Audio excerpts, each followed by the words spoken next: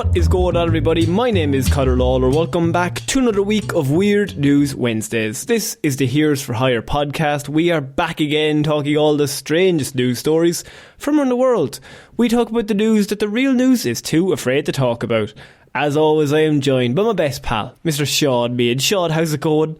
I'm good. The loudest car in the world just went past the window. They never wait. Do you not have the on-air sign outside your house or something? Because that would really help us. I have one of those on-air security bollards that rises out the road and just completely cuts off the traffic. The whole just people just veering violently around it into walls. I live next door to a hospital as well, so it's really it's awful for everyone. It's actually really helpful. It really perks up business for him. I don't think a hospital is paid on commission. We had a great Q3 this year. Fuck me. Jeez, the Wednesday night rush is fucking unreal. Oh my God, so many people slicing fingers off. Shaun, this is weird news. What do we do here? You have spent the week gathering all of the weirdest news stories from around the world. You're about to read them all out to me. A man who has been too busy, I suppose, funneling patients into a hospital. Killing people, I suppose. Committing crimes to look at any weird news. Look, it's manslaughter at most, right? No, it's not like a big boy crime. I don't think it's manslaughter after the first, 400 episodes. No, after the first 4, though, the police are coming to your house like, lad, take down the fucking bollard. I don't know how you installed that, honestly, without anyone complaining. 3 children died last week. I installed a bollard in town one time, and what are you talking about? Sorry, just really quickly, who starts a story with I installed a bollard in town? We were talking about bollards. You have a very strange life. Go on. Anyway, we were installing a bollard. I was with my father, and there was cement poured, and we had to raise the level of the cement up. So we just started throwing things into the cement. Yeah, and so within somewhere in the ground in my hometown is a bottle of water that I had been drinking that is now just sealed in cement for all eternity. Was it plastic? It was 100%. Oh my God, you've killed the earth. It was 2005. We didn't know any better. You're the reason. I just stabbed the earth, essentially. You've literally committed a crime. I suppose it wasn't a crime then, but now it's not a crime if it's in cement. Actually, no, if a body is found in cement. What are you saying? So I put all those bodies in cement and it's not a crime anymore. Look. It was on church grounds as well, actually. That was where the bollard was being installed. But it was a bottle of holy water. It was grand. It was grand, yeah. It's consecrated. It's grand. It's consecrated ground, lad. You can't... If anything, I helped the place. Can't commit me. I'm committing to the Lord. Speaking of that, Shaun, Good Friday is this Friday. It is this Friday. But there's a certain thing going on. We are having a Patreon hangout on Friday. Oh, it's an even better Friday. It's the goodest Friday if you want, but look, also it's not Good Friday in your religion. Who cares? We're not religious either, so it's fine. This isn't a religious based podcast if you hadn't figured that out. It's not like a sermon, it's just like a hangout on Google Me, but it's for all the patrons and people who want to come along. So the invites were sent out today, so they should be in your email, whatever email you signed up to the Patreon with. You should have gotten it. If you have not received an invite, or if you would like to receive an invite to the hangout, all you have to do is message us on Twitter, on Facebook, on Instagram. I can throw you into the invite list. It is for patrons mostly. They automatically get invites, but if you're not a patron and you'd like to come along, you can just send us an email or a message and you'll be added into the invite list. It's just manual that way, but the patrons automatically get to come along. Also, we also get to automatically come along. We're also there. Yes. Who would lead the sermon? Hello, my children. But normally what happens is it's just about an hour and a half. We jump on. We all just have our cameras on and we just have a bit of a chat. If you don't want to have your camera on, that's also cool. But it's normally just a bit of a crack, and we just kind of very low energy. It's very chilled out. It's a really nice time, I will say. Well, I wouldn't say nice, but it's a time. I'm setting expectations low. You're going high. It's somewhere I'm in going between. medium. I'm like, You said nice. You're like, don't come. It's shit. No, if you want to come along, as I said, just go through all of those mediums. We have a Patreon over there. If you do want to become a patron, you will get an automatic invite between now and Friday for $2 a month, basically. You also get bonus shows and stuff up there. Yeah, bonus shows and bonus movie reviews and TV reviews and just loads of extra movies over there that we've reviewed over the last 2 years, one every single month. So Shaun, enough of that stuff though, because also give us a like and follow whatever podcast platform that you're listening to this on. 5 stars would really help us out. Shaun, we're starting this week with a bad breakup, because this is weird news and it's important that we cover love. And is that in the description of the show? Sometimes I just say words. All right. No, we love love. We love love here. We love all love. Forms of love. You notoriously hate love. That's what you said to me. But I love love. And I love so hate. Shaun, in a way, is love.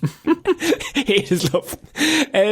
But Shaun, woman left dumbfounded after ex-boyfriend steals bathroom essentials during breakup. Oh, that's okay. That's petty. I'm here for pettiness. So look, when you go through a breakup, it's a tough old time, right? It can lead to maybe a bit of pettiness. Maybe the two of you aren't in the best headspaces. But rather than stealing, I don't know, if they had some stuff in your house and you stole their favourite cup or mug, you're like, I'm taking this back to my apartment. Something small. Set fire to their clothes on the front lawn. Maybe burn their house down. Just general pranks that we all laugh and love about. It's a bit. Officer. Just the ashes. Just left. It's the greatest bit, officer. It's a prank, you dickhead. Our famous "It's a prank, you dickhead" and point. That's the classic. It's the only way to prank someone. But a woman has shared it last week, Shaun, about how her ex-boyfriend stole her toilet after a breakup. Fuck. That's prep work involved. I'm going to read their post out to you, Shaun, because I split up with my boyfriend yesterday. I fell asleep while he was packing. And while I was asleep, he stole my toilet. That's not a silent operation. No. So you break up with him, and then immediately it's nap time. I think that's not a good look. Did he buy the toilet? Why is he taking... Why... He's a licensed That's really plumber, vindictive. so he knew what he was doing. And as to fuck with me, just stole my whole fucking toilet and sink from my apartment on his way out. Why? But... that's really...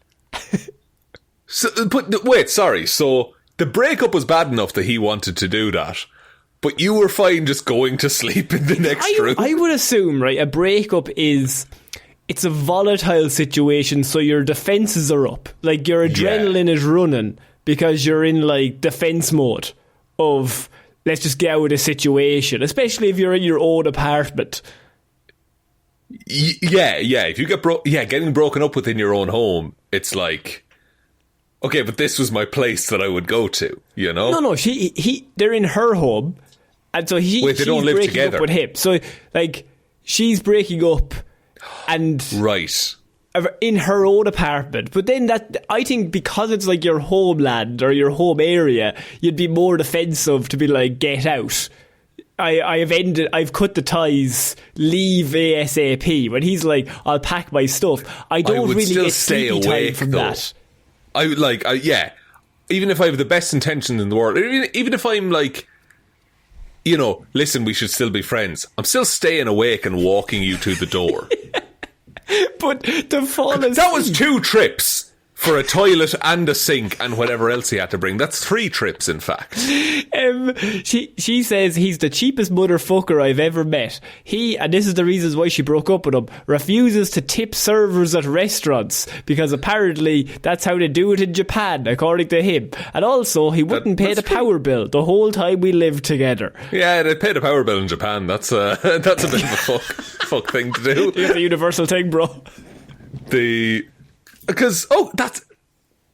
okay, the power bill is way worse than the tipping thing. Someone can just be a bad tipper. If you're not in America, it's not the end of the world. See, the tipping thing is weird because, like, in America, it's a big deal.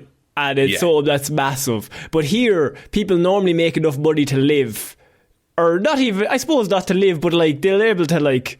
There's a standard wage of not where like you get paid $2 in America and the rest is tips that you have to keep. Like they have no matter what happens, you're coming out of there with a set amount of money. You can bank on this money week on week.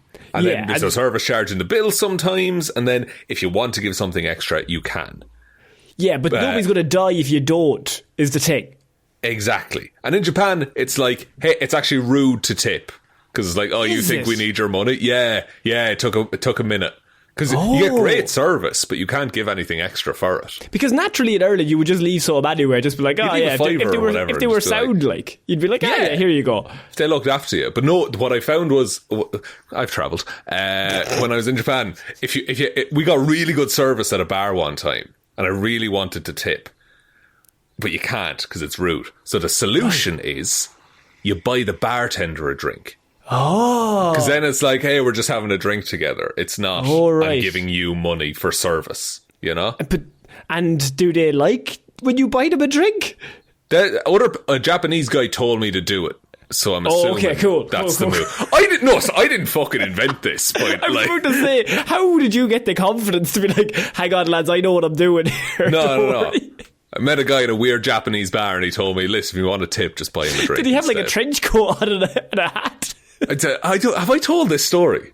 Was he in like a smoke silhouette? We went into a bar that was pretty much just this dude's apartment with a bar in it. You've never told anyone this story, including me, off mic. Go on. Okay, we were in Kyoto and we had gone to dinner, we were looking for a bar. We found this place called MI6 and it was up some stairs down a dark alley. We went up, it was just this dude's apartment. We had to knock with a front door knocker to get in. And then he welcomed us in. We were the only people there. We sat down at a bar and he put 3 bottles of sake in front of us and he was like, we'll do a tasting thing. Here's what you do for your time in Japan. Gave us some snacks, everything like that. He said, I'm just waiting for, and the words he used was my associate. And then his associate came and it was a man 20 years older than him with a briefcase. They sat down at a couch behind us and the guy just says, I have to talk to this man, just pour whatever you want from those bottles. Shaun, how do you find yourself in those situations? Surely on Google you could just look up, I don't know, popular places to go. I looked up bars in my area and this is what came up. It's very well reviewed. By him. No, but it's just his house. Look, you leave Ichiro-san alone. He was a lovely man. He had a lovely sitting room. Genuinely, he was really, really nice. Was he just watching TV? There was TV on. It was playing old American baseball games, if I remember right. I'd had a lot of sake at the time. You were completely fucked. Because Arla turned to me midway through and she was like, are we getting done here? Like, is this a tourist scam? Because free pour sake bottles. But then we finished and we paid the equivalent of like €18 and we'd had about 2.5 bottles of sake the whole night. Well, was it 18 or 180? Because I don't think you could see straight at that point. It could have been anything. It was rough, I will admit. But it was cheap. I paid in cash. That's all I know. Okay. I didn't know that story. And also, what happened with the associate? They went about their business. Other people came in and out throughout the night. Stop saying they went about their business. What do you mean? Did he have a suitcase full of money? Connor, he was speaking Japanese. I didn't know what was going on. But only from body language you can figure out whether someone's died. They looked like old friends catching up. Is there somebody sleeping with the fishes is what I want to know. At one point he opened a laptop, pressed 1 or 2 buttons and closed it again. I don't know. That was a money transfer. 100% it was a money transfer. There's definitely some dodgy stuff going on there. And now you're like the witnesses just caught in the middle. Yeah, like 20 years down the line we get dragged into some interrogation room. Just the great. There's going to be a Netflix documentary of like the greatest crime ever in Japan, and just the two of you as talking heads. We're like, in the background, trash. And you know what? You'll set Ireland back, and then they'll be like, "Oh, finally, some Irish people." We're like, "We were fucking drunk at the bar. We weren't actually concentrating. We were pouring our own drinks. It was it was wild." Of course, the two Irish pricks were doing that. Couldn't even just concentrate. The unreliable narrators. So Shaun, what do you think about this breakup technique? Because she then says that she's had to go over to Taco Bell every time she needs to pee because she now has no toilet. No. Yes. Taco Bell's a rough toilet as well. It's not clean. No, it's a lot of beans and spice going on. Look, I don't know. Like the dude who was broken up with is clearly way more affected by the breakup than she is. Yeah, and in fact he actually did the opposite of leaving a tip. He took something away with him. Yeah, what happened? Like the order of events, he had to turn off the water outside the house for that to happen. Yeah, remove the toilet, drain the toilet, remove the toilet, do the same thing to the sink. Can I ask a question? Was she drugged? Because there's no way, no matter how sleepy you are, that you're sleeping through somebody taking out a toilet from a bathroom maybe, 5 to 10 feet away from where you're asleep. Yeah, like, maybe it's a big house. And it's a fucking mansion. Yeah. But if that's the case, why do you live so close to a Taco Bell? Yeah. There's no mansions beside Taco Bells. None at all. They're next to McDonald's and shit. I don't know how he pulled this off, unless he's a master of stealth. Like, he's a stealth plumber. He's a stealth plumber. The old stealth plumber, yeah. Well, he had his tools ready to go, apparently. Well, I mean, to be fair, they were both there in the apartment. Maybe he came from work, maybe the tools were with him. He's like, fuck you, I'm taking this with me. This is my favourite toilet. Yeah, why the toilet? Like, what do you do with that? You steal a toilet, what are you doing with that? I think it's more, what are you taking away from the other person than what are you gaining yourself? How long do you think you could live without a toilet in your house?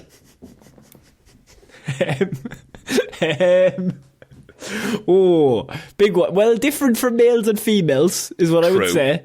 I don't know how long. I suppose forever. Like, genuine, like probably indefinitely is the answer. Yeah, well, obviously you just shit in the fucking middle of the sitting room. Look, I'm going to be honest. Like, you take a toilet out, there's still the pipe. Like, it'll get where it needs to go. It's a bit trickier. You get a pipe and you get a bottle of water and you hope for the fucking best. Yeah, one of those 5-litre things of water. Yeah. You stir it yourself. Look, it's tough to bring around new romantic opportunities, but they're like, where's the toilet? I just want to freshen up. Work away there. Work away in there. The pipe's there if you need it. There's a pipe. There's a pipe. There's like a pipe and then like a bit of plywood over it. Just go in there now, and then like they always leave. You're like, I just don't understand. I just can't figure it out. Also, you don't have a sink either. Like, well, no, but look, that's shitting over an open hole. You gotta go down, put your hands down the pipe. There's water in there. There's a fucking rake of water out there. I don't know about this. I don't know how you get the toilet back. I think you need to just take the L. I think you buy a new toilet. How much is a toilet? I've never had. Connor, I opened a new tab as you said that. I've never had to purchase a toilet, is the thing. No, they just come with the house. Normally they just come along with it. So, I don't know. Bathroomstore.ie, that's what I'm looking for. We're not looking for a fancy toilet here. I don't want a fancy. If this was The Sims, I'm taking the first toilet there. Give me these. See, they're all pretty fancy. How much? The ones I'm looking at here are like 300 or 400 quid. That seems steep.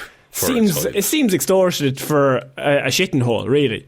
Yeah, right price tiles. Oh, I can get you one on clearance for 130 quid. My question is, why is a toilet on clearance? What's going on? What's happening? Rimless 2-piece toilet seat. Rimless? Rimless? I don't know what rimless. There's no photo of it open. I don't know what's going on here. How can it be a rimless toilet? It looks It looks like I think this is the toilet I have, to be honest. Is that a bucket? Is it selling a bucket? It's a bucket with like one of those pool rings on it. I don't know, but Shaun, I think that might be one of the worst breakups that we've had for a while. So I wanted to, like, I've heard some bad breakup stories. My question is, what would be worse? So you get the toilet stolen. Is there anything else that you could take to cause more damage? The toilet is one that is very like, it just fucks your, like, you have the safety in your home of being like, oh, okay, well, there's always a toilet, you know? That's the classic phrase that people say to themselves. Oh, well, at least I have my toilet. Like, I don't know what's more damaging than that, though, like, to take away. I think you take the floorboards off the sitting room. Taking the floors is wild. Take the floor, but you got to do it in a certain way that you end up at the front door after you do it. You finish at the front door. Remove the locks from everything. Take out the windows. Take out the lights. Every light. I knew a lad who would steal light bulbs from house parties. What are you talking about? He would just like unscrew a light bulb and then go away with it. But why? Who knows? The classic light bulb. You burn the shit out of your hands.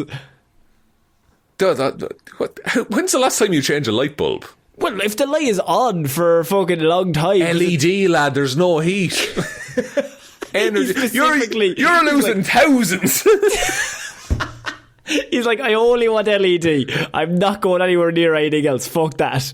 Taking one of those weird swirly halogen ones. No, you don't want one of them. You'll burn the hand off yourself. Full of mercury. I love drinking mercury. Shaun, we're moving on to our next piece of news because I have charity steps in to rehome 300 cats from overwhelmed man in Canada. I'd be overwhelmed too with 300 of anything. This story, by the way, caught my eye because Bruce Robinson, who's in the story, his lines in it really captured my soul, because he just gave up. Like, it just became too much at a certain point, but he's Canadian, so he's too nice to say anything until they stepped in. How does a man end up with 300 cats? Well, Bruce Robinson told the British Columbia SPCA that he had taken in cats that had been abandoned during the COVID-19 pandemic, but the cost of caring for them had become a Herculean task because after he lost his job, right? So the charity had to send staff to his home to assess the situation.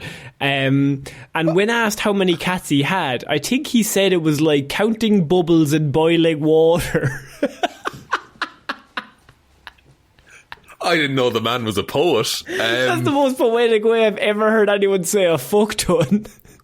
Yeah, I would fucking loads, man. I don't know. Think of a number. More. It's more than whatever you're thinking bigger. Of.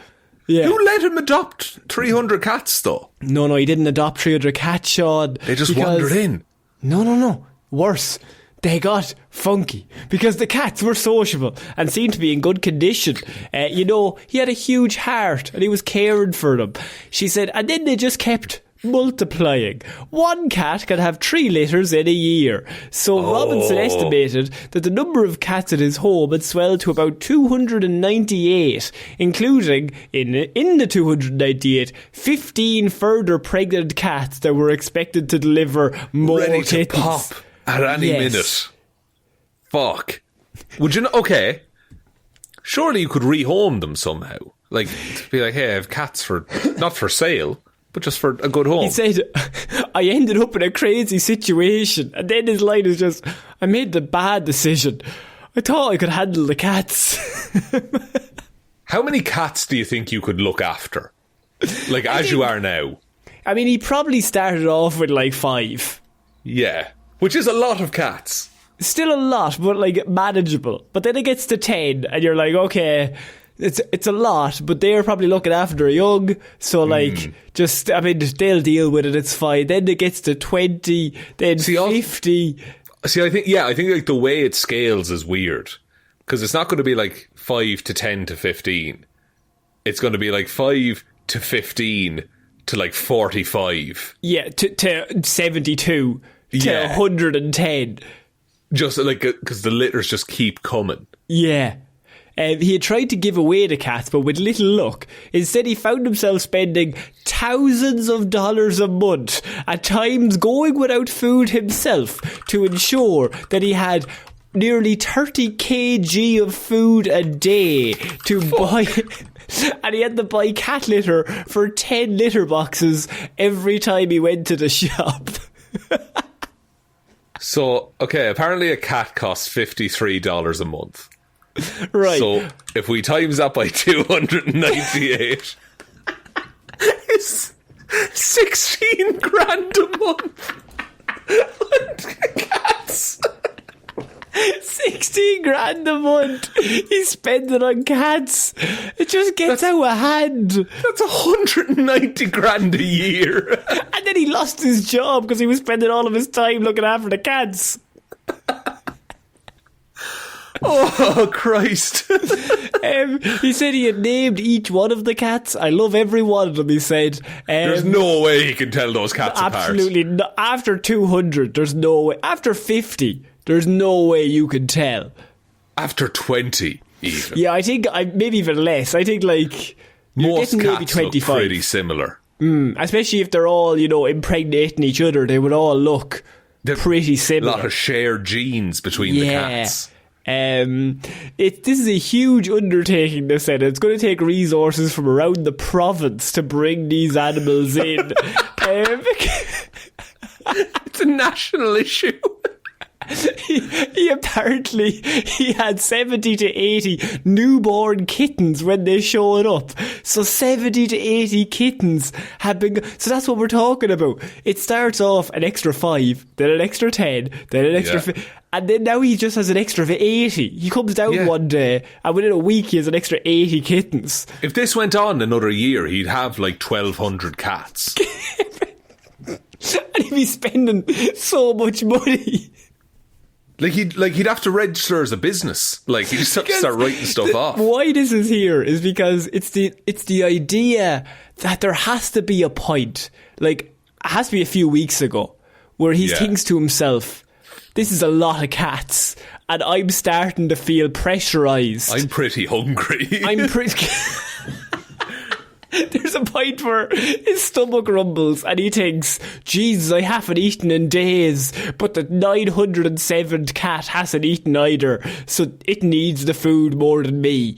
He starts looking at cat food and like weighing up his options. Like he's weighing up those options, but if he eats the cat food, then the cats won't eat. So his heart is too big for what he's taking on here. He cares too much, which I think is a problem we both have as well. So he contacts like the Protection Society to like help they me. said, and this is the line they said, "Kudos to him for recognising he was overwhelmed." He got to realise fucking 6 or 7 months ago. You got to realise after like 50 that he's like, and I guarantee what happened was it got to like 50 or 60 and he's like, I'm feeling very overwhelmed right now. But then he thought, I'll leave it another few days. We'll see what happens. I'll see. Suddenly another 80 rock up. Because he's trying to give them away in between. But like, who wants to buy 20 cats at once? Nobody. Yeah. So he has to give them away one by one, which isn't helping because by the time you sell 3 of them, you have another 10. Yeah, because I assume he's not just like giving them to anyone either. He wants to meet the people and see like, will the cats be looked after? Yeah. And stuff. Because he clearly cares about cats. But this is the most amazing thing is they said, this is the actual people who like look after them, the SPCA. I have never seen so many cats in good condition. They all appear to be healthy. So he kept all of them healthy and he just stopped eating. That's... Look, they say there's no good men left out there anymore. This is just something that got out of hand, man. It really got away from him. Do you think he kept any cat to himself? I think you'd have... And I want to bring up a point, Shaun, of one thing. Can you imagine the noise in that house?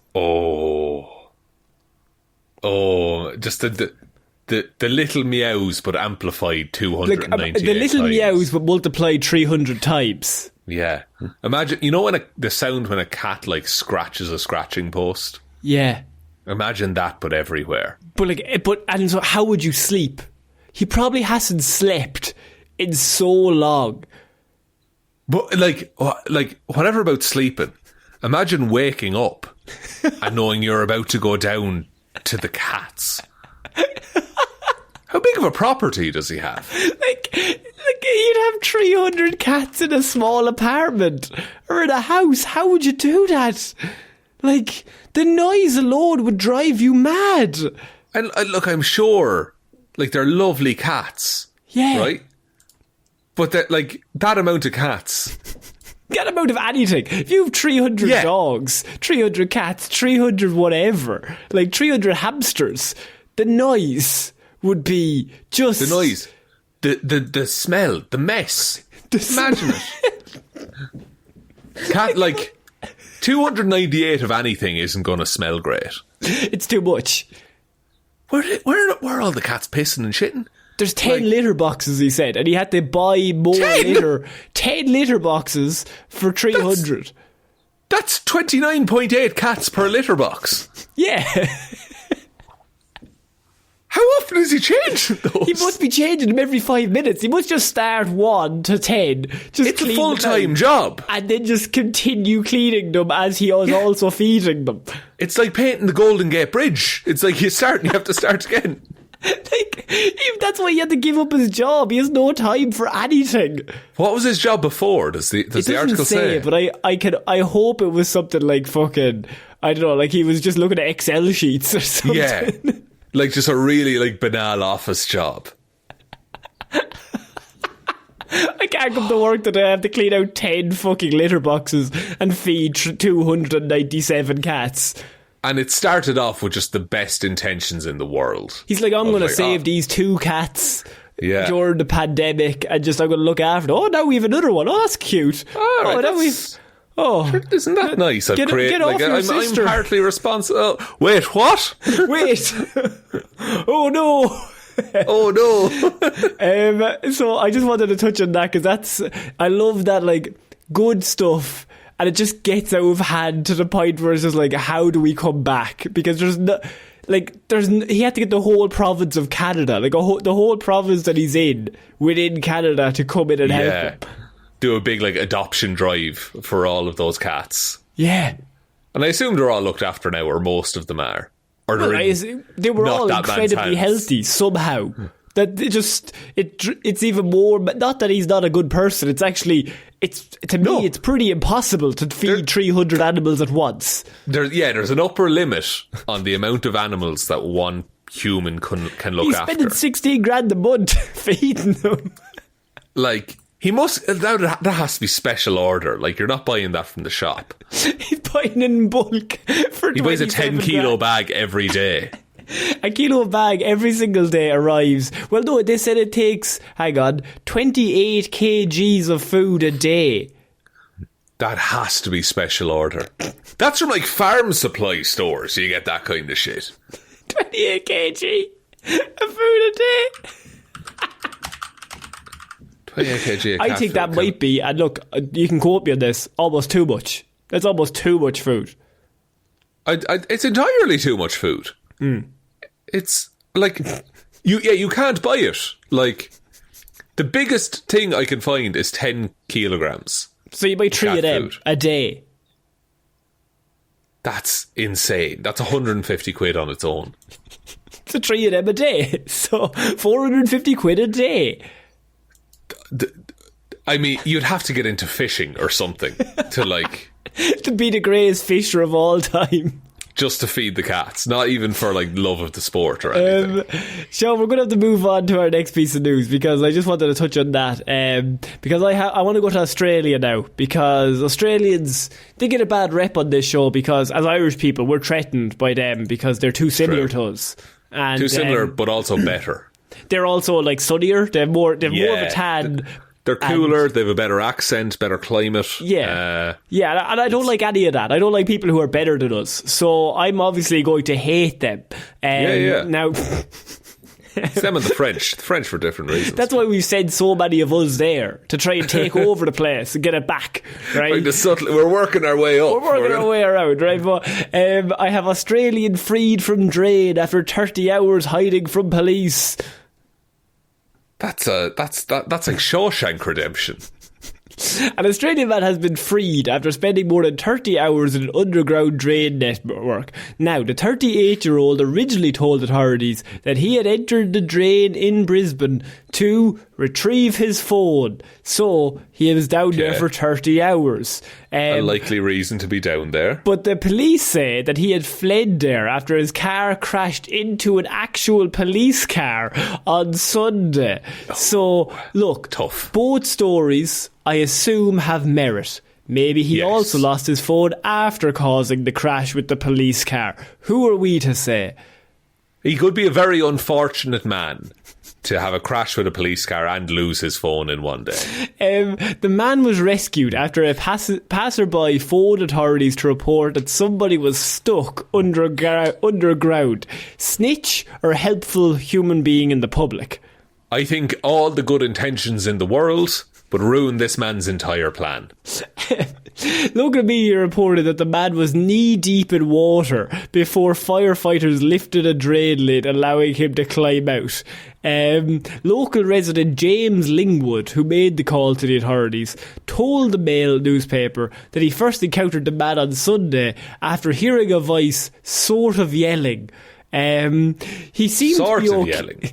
He seemed to be okay, and he said he could get out where he got in. So I just left him alone. He told the newspaper. Fucking proper. Keep your head down. You know, don't bother anyone. So he looked at this guy down a drain. I was like, "You good? You good down there?" The man's like, "Yeah, no worries, lad. In and out, no problem at all." But by Monday, so that was on Sunday, and by Monday, when he returned to the same spot on his morning walk, he decided to act after hearing heavy breathing, indicating the man was still down there in the severe distress. Well, it could have been a different man, to be fair. We don't know that it was our young... So you're saying a man fell down the drain, got out on Sunday, and then a different, completely unrelated person fell down the same drain within 24 hours. I'm not saying they fell down the same drain. I'm saying they may have climbed in. Maybe they were inspired by the previous man's journey to the bottom of the drain. Yeah, what if it's like a relay situation of who can spend the longest in the drain as a team? Like somebody told the Australians that like that's a Olympics event. They're like training for the fucking drain tournament. The drain relay. The drain relay. The Greeks had it. The old relay. So his car apparently had been driving in a suspicious manner and reversed and struck a police vehicle on Sunday, causing damage to both cars. No police officers were injured. His car then sped off before being involved in a second crash, which caused minor injuries. Moments later, the suspect allegedly abruptly exited his car and ran from the scene on foot, and then they just so happened to find him down a drain 30 hours later with hypothermia. Now, I'm not saying he hid down there, but it does seem to be connected. Well, I think the city's at fault, Conor, because why is a drain that easy to access? Yeah, really, he should countersue the city. If it's that easy, after 2 completely uneventful car accidents... If it's that easy to wander into an open drain. Yeah, you should have a sign. If there's no sign there that says caution, drain ahead, then you are every right to sue. There should be bars on them. There should be some kind of password to get Now, in. I do think there's probably a grate on top of the drain. So, I'm sure it's fabulous, but... and you'd have to, like, pull up the grate to then jump down. But, like... I mean, you could say that, but that's obviously not logical because people could accidentally fall and pull up the drain at the same time and continue falling in. You trip. Like you've been in 2 car accidents. You're distressed. You're concussed. You're concussed. You forget to tie your laces. You've killed several people. You're a bit fucking wibbly wobbly. No, you've not killed anyone. Stop saying that. in court. This is Lawler and Mead. We're being on the law as usual. Go on. Yeah, your laces are untied. You trip. You fall. The grates, they're poorly maintained. You know, the rust has set in. You fall, trip into the grate. It collapses underneath you. The issue is, though, the grate, I think, normally has to be pulled up. So mid-fall, you have to do the action of pulling up. So you're suggesting a man just lifted that grate of his own accord? I'm suggesting... No. Of course, I'm defending him as well, apparently. But I'm suggesting he slipped on a banana peel. His shoelaces were untied, fell forward, and then in a bid to save himself, pulled the grate up somehow. And then fell in, and his arm somehow followed him, even though it was still attached to the grate after pulling it up. Your Honour, I put it to you that this man was lured down there by a little clown what had a balloon. We've all seen it, Your Honour. I mean, it's clearly the clown, and I don't want to say any more, but, I mean, obviously, have we not all seen the footage? I give you Exhibit A, the movie It. I call to the stand Bill Hader. I call to the stand a Skarsgård. Now, which one of you are you? Which one of them are you? You're either the clown or the boy. I'm not quite sure. Not quite sure. Tim Curry's also here. Let's check this out. Was Paul Rudd in that sequel? No, Jessica Chastain is in it. I think you're thinking of Ghostbusters. I think I'm thinking of Ghostbusters, though. You're right. No, is it Jessica Chastain? Is in It. Yeah, is it part 2? Jessica Chastain, It too. Yes, she is in that. She's Beverly Marsh. So we need to call Chastain up along with Hader and Skarsgård. Yeah, look, we could call all kinds of people up. We could call James McAvoy. We could call Finn Wolfhard. I would like to meet James McAvoy. Yes, he seems like a lovely man. Seems very chill. We just use this man's trial to meet people that we think we might like. Can you do that as a lawyer? Just call various famous witnesses to the stand? I think they need to be subpoenaed, and I don't know if that works if you just are like picking random people, like, oh, fucking Robert Downey Jr.'s involved in this, I don't know, this case, and we need to subpoena him. So we need to take cases that are just related to people that we want to meet. Basically, yeah. So we need to maybe start setting up celebrities for crimes that they didn't commit in order to meet them. Who is the easiest celebrity to frame for a crime? Oh, well, no, now, do we want to meet them, or easiest celebrity that we don't want to meet? No, so, okay, we need someone related to a celebrity that could commit a crime that we could then call that celebrity as a character witness. Oh, okay, well, Tom Hanks does. I think his son is not great. One of Chet? Them, leave Chet alone. One of them's not great, the other one is. I just say, genuinely, I think we just find someone to defend in Cork and say Cillian Murphy was there. To be fair, you could kill someone around where I'm from and just be like, we need to call Paul Mescal. Get Paul in. You get big Paul. Paul needs to fucking join as a character witness. Yeah, Paul, I'm sorry, we need you. You know, Gladiator Paul, 2 can wait. I know you're busy with fucking Gladiator 2 or whatever, but like we're busy too. Look, bring Denzel along. We don't mind. Denzel's with you anyway. Bring him on. I love Remember the Titans. Come on. It's one of my favourite films.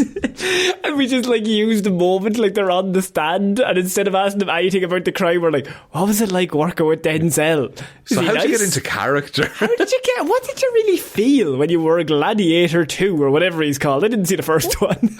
What do people back home think? Yeah, how much did you work out? What was your workout regime? We just do a variety interview. Like, full on. Look, if we ever get to the point that we're big enough to have like a multi-fucking project thing, that's the format that we interview celebrities, is we put them on a witness stand. I think what we do is we put them on a witness stand so they get stressed, and then we ask them the most softball, annoying, repeatable questions ever. The easiest things they've ever had to answer. I want clickbait. I'm not interested in them being human beings. I want them to be clowns that play for our amusement. Don't give me a real personal moment. Give me who's your top 3 Marvel characters. Who would you rather kiss? Who's the most fun on set? What's it like when you got this part? Did you have fun on it? Ooh. You were in a Denny sausages hat. No, I think my favourite is on every red carpet, like, what do you think of all this, huh? Like, as in, like, wow, this is amazing, isn't it? Sum up this entire experience in 2 sentences. Yeah, like, just the worst questions. And then at the end, it'd be like, how do you want to die? Yeah, it's softball.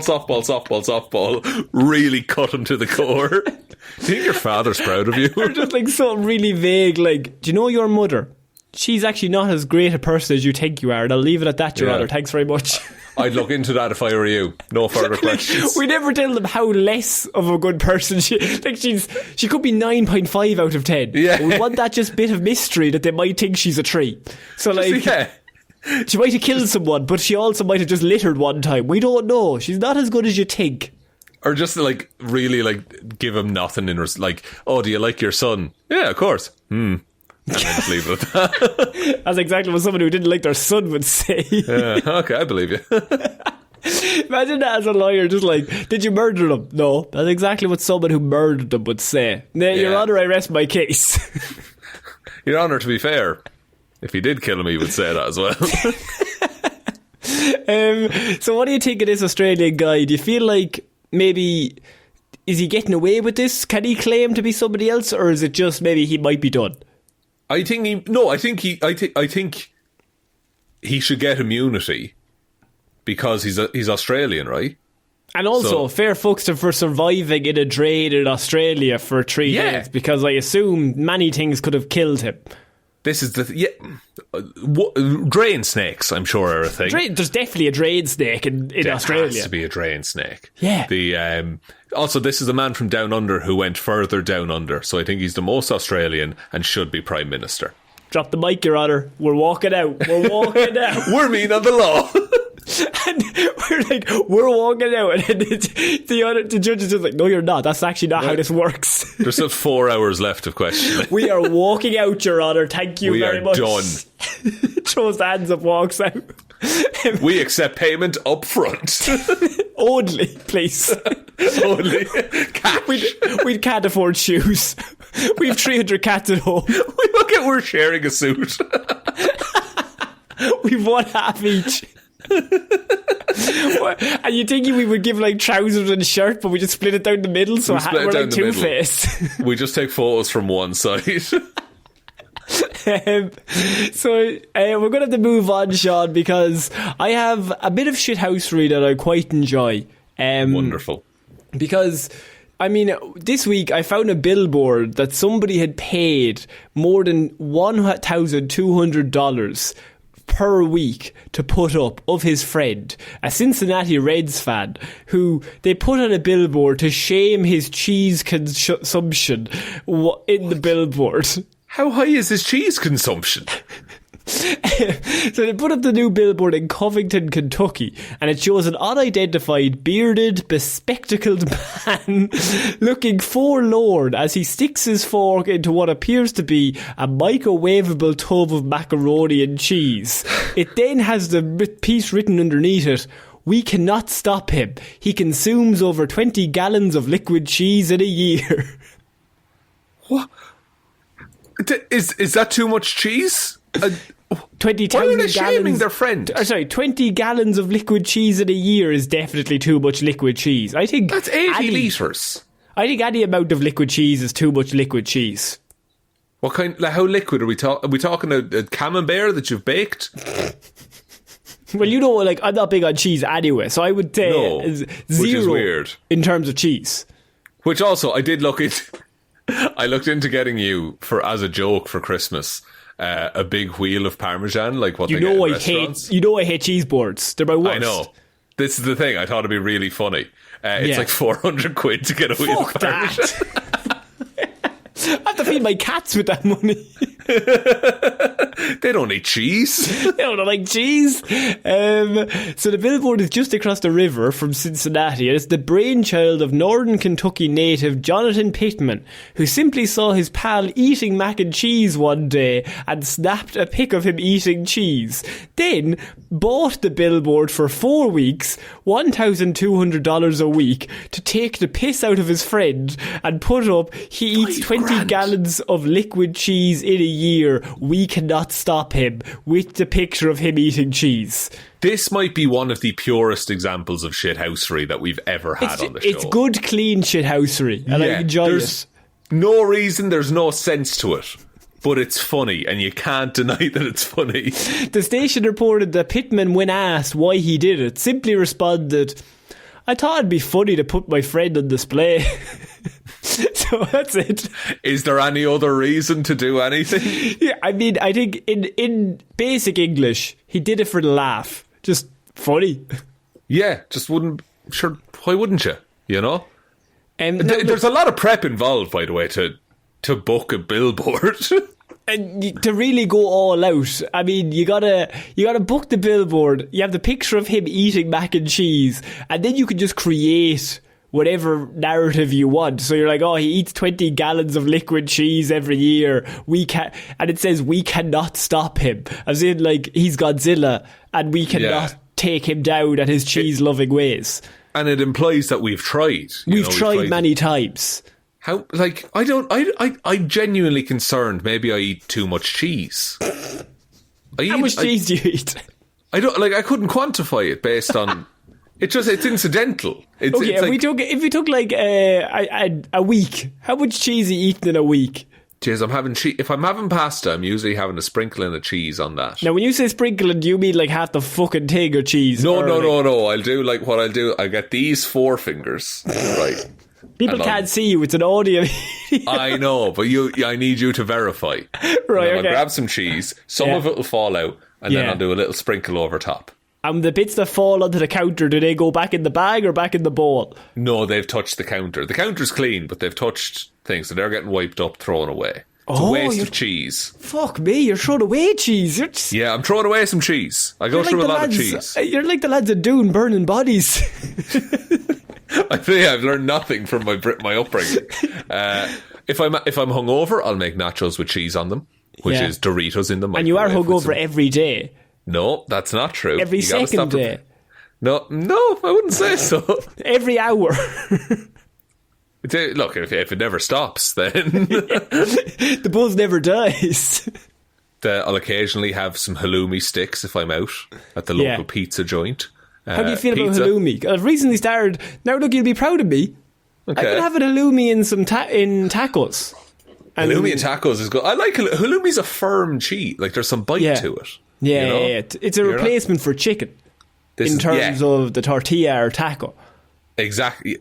You see, you have it now. It doesn't go as creamy. You're in it for the firmness. I'm in it for the crunch. Is what I'm in it for, because it's grad. Are these breaded halloumis that we're talking about, or are we talking raw halloumi? I'm going raw. I'm raw dogging halloumi. Yeah. You grilling it? You get some. Yeah, I'm grilling. I'm not eating the fucking coal, lad. I'm grilling it. Cold halloumi is See, that's iffy now. But yeah, no, it's been pretty good. It's been pretty good. But like, that's the only one I'll touch. Is halloumi, which is the least cheesy cheese. Unless you want to go toasted sandwich, because a toasted sandwich you gotta have cheese on that. You need the cheese for it. You need the cheese for the stickiness. Yeah. What kind of cheese are you putting on a toasted sandwich? There was a bit in TV last week that I remember seeing, and it was on the UK Goggle Box. That was on the other night, like in the background, and like I was watching it, and they did like a whole segment on like This Morning with previously Scousers and Holly Willoughby, but not anymore. Pour one out. But what happened to them? What went on there? Philly did some bad things. Oh, Jesus. He did, yeah. But they were doing like, all the ways to have toasted sandwiches. And one was like, I'm going to take this fucking cheese from the French region of whatever, and like, it's been brewed for 28 days, and like, it's fucking a bit stinky, and I'm going to put this in. And I was like, lad, it's just cheddar. Just fucking the big square of red fucking cheddar, stick that on the bread and don't call it a day. Grate some of that. You'd be great. Bit of mozzarella if you want. She air fried it, Sean. She air fried one. She grilled one. She microwaved one. That's insane. That's hate that. You take out the George Foreman. Yeah, I mean, there's nothing else that's going George on. Foreman. I'll do a grilled cheese in a pan as well. I do like that. Risky business. It's more of a Christmas kind of thing, you know. You're celebrating. Fancy grilled cheese. Yeah. I come out at your wedding, I just have like a camping stove and a pan and making everyone grilled cheese. Anyway, lads, does anyone want the toasted sandwich? It's during the ceremony. That would fucking kill. I'll tell you that now. People would hound into that after a few drinks. Like, I was at a wedding once and they brought out potato sandwiches at the end of the night. Oh my God. Can you describe a potato sandwich to someone who's never experienced a potato sandwich? Of course. White bread. Real bread, not the ones full of sugar. Then scrape of butter, room temp. Layer of cheese and onion crisps. Yeah. And then on top by of that, crisp you mean chips. Chips, if you want it. But describing them as chips doesn't really encapsulate potato, I think. No. It's very hard to describe. The thinnest slice of potato you've ever had. Baked whatever chips you like, they're better than that. And I'm willing to say that. I'm willing to state my reputation on that because, I mean, like, as Irish people, we are grown up to be like, look, these are the best ones. And they are obviously ours, so we are biased. But still. But, like, imagine a Pringle was made of crepe paper. Is kind of what we're talking here. You know the green Pringles? You know the ones that are addictive? The ones that are potatoes like that. You know what I mean? Tails are like that. And you just horse them into you. And I'm not proud of this, I'll do a full bag of potatoes on a potato sandwich. Oh, I used to do double bag for 4. You were double bagging 4 pieces of bread, double bagging. Good God. Back in the day. That was a great Christmas now. Didn't know I was dealing with royalty. I was 12 and that was the only meal I could make. You were 12? Couldn't boil an egg. No, I was 12. 2 pieces of bread, bit of butter, fucking slam them together. 2 bags of fucking crisps, 2 bags of potato, 2 pieces of bread on top. You're laughing. Nothing wrong with it, lads. And Nothing wrong. You just eat that. I cut in half diagonally. Just, you know, why not? Why does a sandwich taste nicer when you slice it diagonally than when you slice it horizontally? It's something about the distribution of crust to centre is all I can think of. Have you heard of how they do it up north? How to do it up north? It's a different method. It's a different it's a different world. Like it's a completely different world. Go on. What did the boys different world, in the one north country. What they do is they do same principle.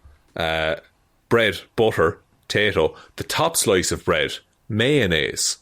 Put that down on top of it. I'm not happy with that now. I don't hate it. It could be talked round.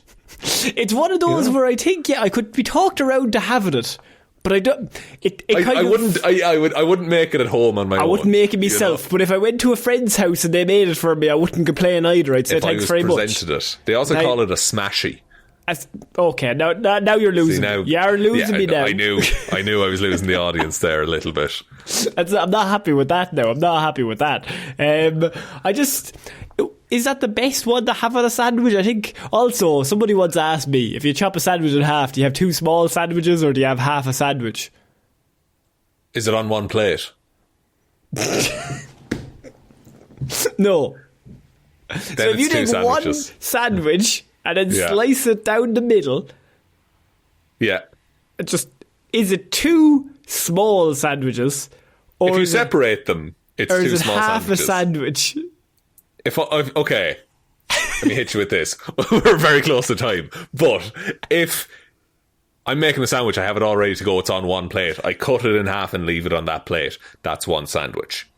If I split that and put it on a second plate, now it's 2 sandwiches. It's half a sandwich that you've split. Okay, let's say you're at a funeral and they have the tray of sandwiches comes around, Connor. Oh yeah, you slice it into 4s. Are they slice it into 4s? Or are they a quarter of a sandwich?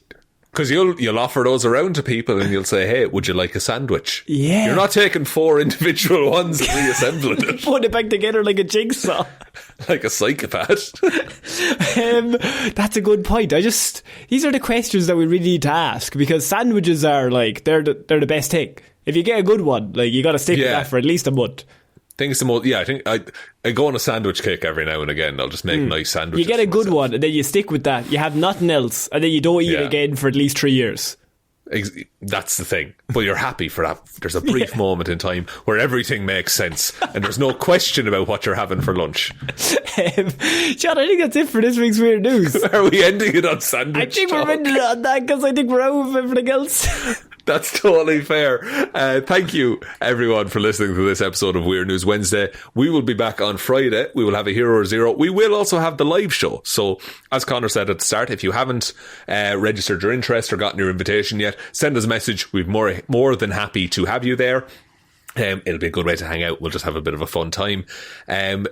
Big shout outs to everyone over on the Patreon, patreon.com/Heroes for Hire podcast. Link to that is in the description. And shout outs go to Róisín and Baby Ben Palmer, Joe Burney, Ryan Komatsu, Dozer Enthusiast, Evanson, Waffles Loves You and hopes you have a good day, David Clarke, Shaun Chuck in the wash and it'll be grand, Jamieson, Dominic, Anna Irish Walrus Forever, and congrats Róisín on your baby, Hjelmroos, Danny McLaughlin, Lordsmish, Michelle Browne, Michaela Doughty, Frost overwhelmed by uni and other bad choices, Ed Ball, Conor and Lorraine are certain you could kill someone with a compass, just aim for the carotid artery. Russ is thinking of trying out a new nickname. It's Russ Man Hell Yeah-Parfitt. Jackson Brueheim has released a new episode of Can Columbo Crack the Case.